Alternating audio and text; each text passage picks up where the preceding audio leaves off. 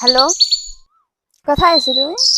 তখন থেকে ফোন লাগাচ্ছি, শুধু ব্যস্ত ব্যস্ত বলছি। কোথায় ব্যস্ত তুমি? কোটে ব্যস্ত আমি এ তোকে ফোন লাগাচ্ছ আমি না হয় বাবু তুই বুঝিস না আমি ব্যস্ত নাই তো তো হ্যাঁ ঠিক আছে ঠিক আছে।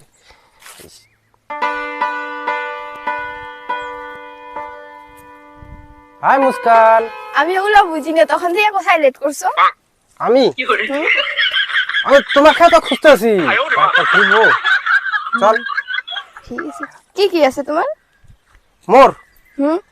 মোর তো জিনিসের অভাব নাই বর্তমান।